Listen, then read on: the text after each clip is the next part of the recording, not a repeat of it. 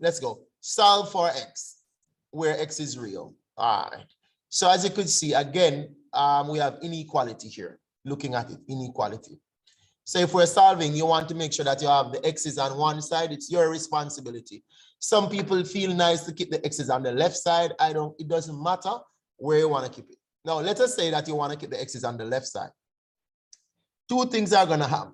This x, this is 5x, is going to have to come across, and the positive 8 would have to somehow reach on that side.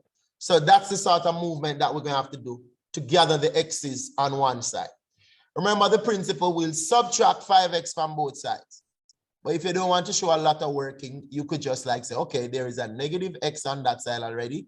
And then this will become minus 5x because you would subtract 5x here and balance by subtracting from the other side. Then we have back our symbol, same symbol, don't change it. You would subtract the 8 from both sides. So you'll end up with a 2 minus 8 on that side. So we would subtract the 5x here. You could see that. You subtract 5x, you know, from both sides. And that's what will happen here. And then when you subtract the 8 from both sides, this is what will happen. Let's simplify. When you simplify this though, you will get negative 6x less than or equal to negative 6 because 2 minus 8 is negative 6. Remember the same principle. You're going to divide again by a negative number. You see, if you realize you're going to divide by a negative number, write another step and turn the sign because you know that you're going to divide by a negative 6.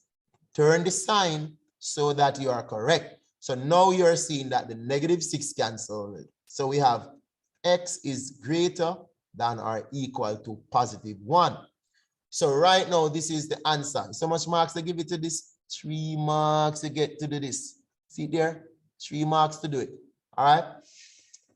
Then now, in putting it together, they want you to represent that on the number line. Show your answer on the number line.